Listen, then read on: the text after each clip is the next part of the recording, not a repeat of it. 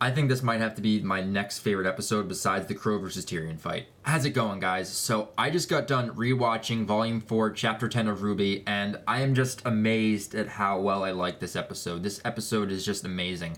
So overall, throughout this episode, this is going to be my review of Chapter 10, and my live reaction will be up Saturday. I really, really enjoyed this episode, but this episode had three main parts to it. We got Oscar, Oscar's leaving home. We have RWBY, Jaune, and Qrow entering Kuroyuri, and we get a little bit of development with those two characters. But majority of this episode focuses on the backstory of Ren and Nora. Mostly Ren, but Nora gets thrown in there as well, and it's nice to see how their relationship unfolded and how they met and everything. So just to start off at the beginning of this episode, I took a lot of notes for this, so I definitely want to dive into this episode.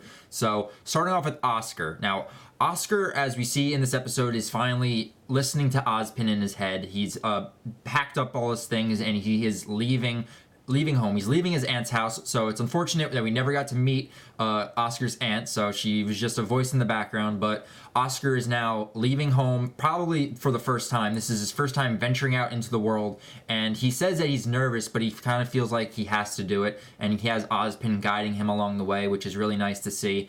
And so they end up on their travels. I'm not sure where they're going, and I'm not really sure what type of continent or what area within the world of Ren and Oscar is from. I'm not sure if they mentioned it within the times we've seen Oscar. I'm guessing Mistral or Vale is probably my best guess about where they're located, but we don't know where he's going.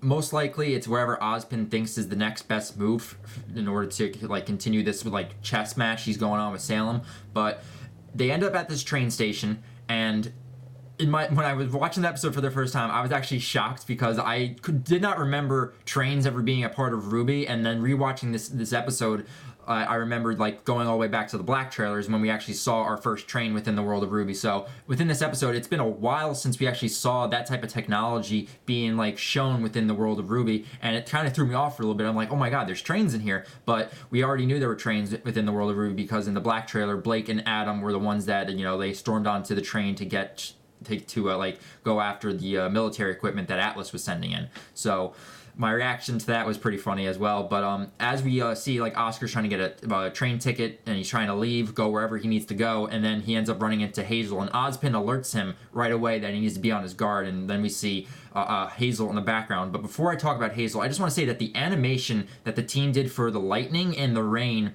I paused it at one scene, and it just looked absolutely amazing with Hazel approaching Oscar, and I actually paused it at the perfect moment where there was lightning right behind him. It was such a cool shot. The animation team is doing great, and I loved the rain effect that it had when Oscar was underneath the canopy of the train station.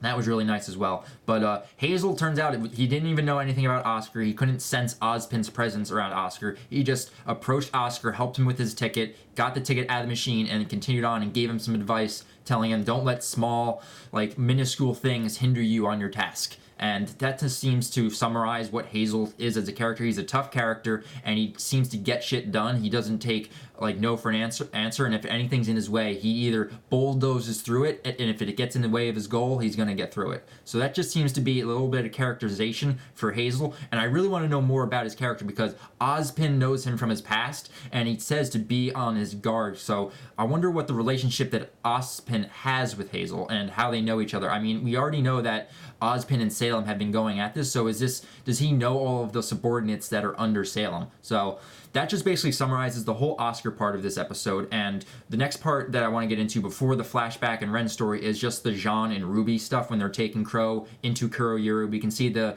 devastation that Kuroyuri is under, and we get to see the after effects of why Ren did not want to go there, and we find out that Ren, this was his home. This is where he grew up, and we actually see a bicycle laying down there, so we actually get to see within the world of RWBY that they do have bicycles and, like I said, trains within this world, so it's also nice to see them expanding the world and what they have to offer in these towns and villages. But as before, like, it goes back and forth between the flashbacks, but mostly for the Jaune and RWBY part, Jaune and RWBY are coming to terms basically with the people that they've lost. You know, RWBY blames herself for all that they've gone through, especially for RWBY, Nora, Jaune, and Qrow, because all of this kind of technically is RWBY's fault, the way that she views it. Because RWBY is like, I brought you guys on this journey. I had no idea about Tyrion, Salem, or Cinder, like how they were after her. But Jaune keeps a cool head. He just tells her, like, we have all lost people, but we've got to keep a level head. None of this is your fault, and we all made the choice to go on this journey together. So you can't blame yourself for all that has happened. We just got to keep moving forward. And I really like the leadership that Jaune is giving right now, and of course the development that he's getting, because I know that the loss of Pyrrha is taking a heavy toll on him, and just to see him coming to terms with that loss and just being able to push forward is very nice to see.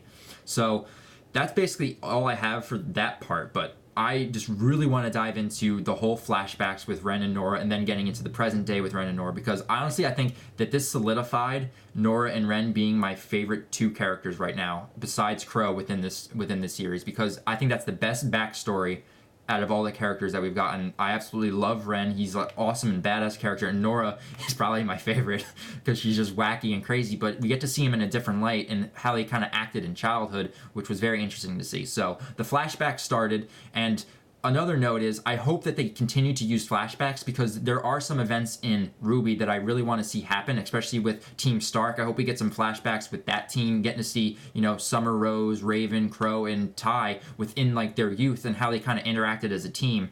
And if we get flashbacks with that, how their team kind of disbanded, and even with how Summer met her end, or if she did in fact die, it'd be very nice to see that in flashback form. But I hope that like comes on later on down the road.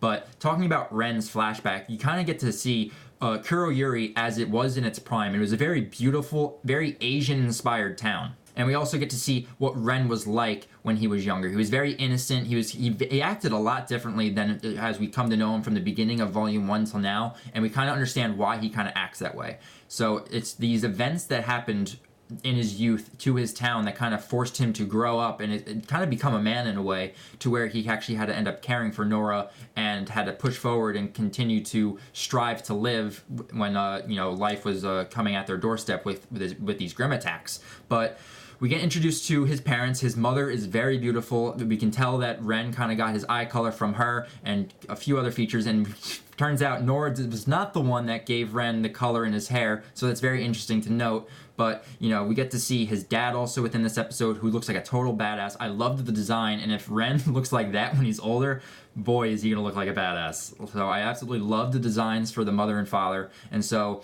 then we have, you know, Ren looking at a flower, and then his mom comes over, tells him that dad's gonna be coming home soon, and gives him some lien to go buy him something at the market. So he's going around, he runs into a Shikamaru look-alike, can't buy anything there, like little toy fighting for weapons and stuff, and then he goes to get sake, but he can't get any sake for his dad, and so he ends up like not being able to get anything with the amount of money he has, and then runs into Nora getting bullied by a few local bullies in the town. And it's actually very interesting to note, if you guys are fans of Team 4-Star, you guys should know that Kaiser Neko was actually the voice of one of the bullies. He did the voice of the tall boy within there, and if you know his voice, you can definitely point it out within there. And it was very nice to see Kaiser Neko within this episode, because I am a big fan of Team 4-Star, so I love seeing him there. But it was weird seeing Nora in this light, because Nora, as we see, is very peppy, she's very outgoing, and likes to speak her mind. And this was a different state for her, because this is her being a beggar on the street. She was like fighting over pieces of bread and getting picked on, and she didn't really talk all that much. But the only characterization that seemed very similar was her biting the hand of the bully when it got too close. That was the only thing I could kind of tell was like, yup, that is Nora. But this was definitely a different version of Nora we haven't seen before, and it was just a different light than what we're used to seeing her as. But, you know, soon Ren's father shows up, everyone runs off, and Ren's father gives him a pep talk of basically saying, like, you can't run away from problems when they're faced in front of you, because if you just stand there, like, if you run away, it's basically doing nothing. You should just stand up for whatever it is that you see is going on in front of you and be a man about it. And it's just Ren's father's, like, take on how he's going to raise his son, basically telling him how he should be a man, and that if problems are faced with you, you should face them head on instead of either running away or doing nothing. And then this is when shit hit the fan, when the Grimm attack showed up. So this is probably the one key a part in history for Ren and Nora that kind of motivated them to become huntresses. So we have Ren getting woken up by his mother. There's Grimm attacks happening. His dad comes back in with his bow and arrow and says that, like, you know, there's a Grimm attacking. We got to get out of here.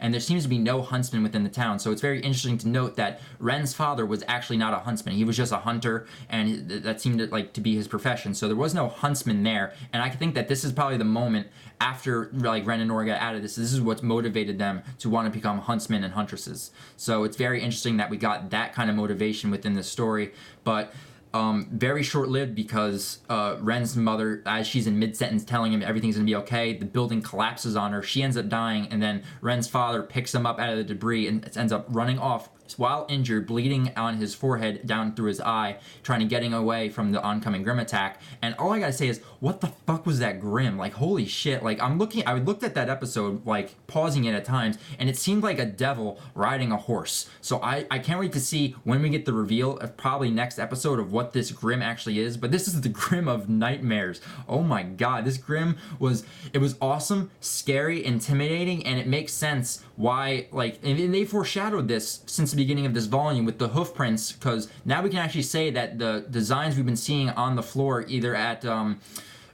Jaune village and now at Kuroyuri, that this was a hoof print of some sort of Grimm that attacked his village. And originally I thought it was like a tribe mark of ravens, because that was the speculation going on back and forth. Turns out it's not the case. It is a Grimm, and this Grimm's design is so awesome. I really can't wait to see what this is, because it seems like a horse, but it's built a little bit differently, and then whatever is on top of it riding it, it has very long arms that seem to hang and drag along the floor. So I really can't wait till we get the reveal, either next episode or in this volume's finale. I'm really looking forward to that. But you know, Ren's dad is carrying Ren while injured, and then this Grimm shows up. Ren's father gives him the dagger, which, as soon as I saw that dagger, it immediately looked like the sharp points on his guns, and I think that's probably what motivated the inspiration for his weapons, because not only are his weapons guns, but they have like 2 dagger points where he can kind of slash and attack, and I think that's where that design came from. So it's like, in a way, he still has something to remember from his parents,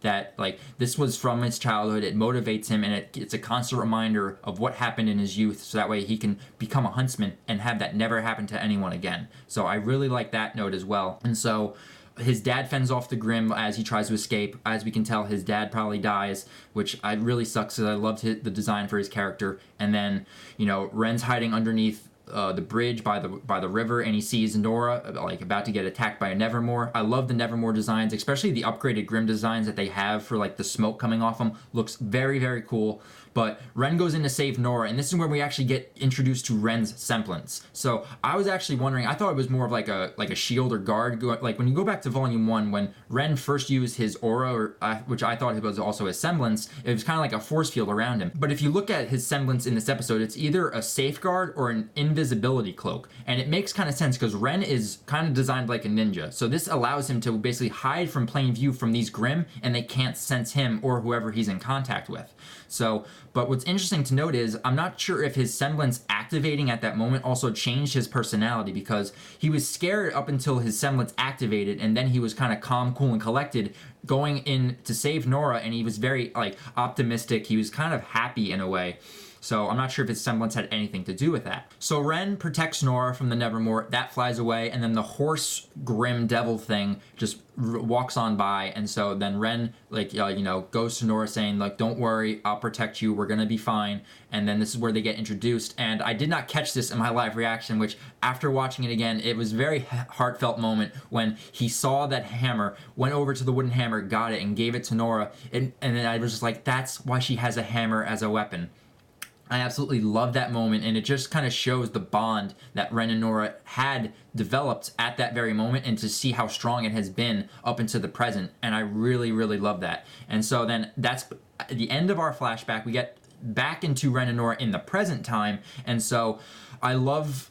After hearing that backstory, I absolutely love their characters now, and they discover this wind tunnel at the top of the mountain. They go into it when they discover that Jaune, like, artifacts and debris are found in there, and you can actually see Ren's father's bow and arrow, like the arrow actually in this cave, and you can see like kind of like the Grimm splotch marks all over the walls, and you can see hoof prints from that Grimm. So this is probably the lair of that Grimm monster, it kind of probably just lays within the mountains and then goes out and attacks these villages. And it seems like ancient folklore in a way when you think about like ancient Chinese or Japanese, very ancient folklore of these monsters that either lived in mountains or caves and would come and terrorize villages. I really like that aspect of it. And so what we're basically left with is Ren and Nora looking off into the distance, which appeared to be Kuroyuri out in the distance, with this Grimm monster approaching RWBY, Jaune, and Qrow. And we're probably going to be left with this huge battle and reveal of this Grimm, and I really can't wait to see what that entails, because watching this episode, I think this is probably my favorite episode this volume. I really enjoyed it. So that's it for my overall review of this episode, guys. I want to know what you guys thought of this episode. Leave comments on what your favorite part of this episode was, and tell me how you view Ren and Nora now that you've gotten this backstory on their characters, because after I've got it, these two are solidified now as probably my top 5 favorite characters right now. I absolutely love this episode. So that's it for this review, guys. And if you want to stay up to date with all reviews, reactions, theories, and discussions that I'm going to be doing for RWBY on this channel, you can just subscribe right here. I'm very easy to get in contact to. Very laid back, and I love talking about RWBY. So if you guys are fans as well, just subscribe to my channel and we can just enjoy this series together. And also, just as another note, RWBY did get announced for Volume 5 is coming out in the fall of 2017, so I'm really stoked for that. And I like that it's probably, if it stays this way, if fall is like a permanent staple for RWBY, where we get it every year, where it goes from fall to basically February, and I'm really looking forward to that. So that's it for this, guys. I'll talk with you guys all later. All right, see you later.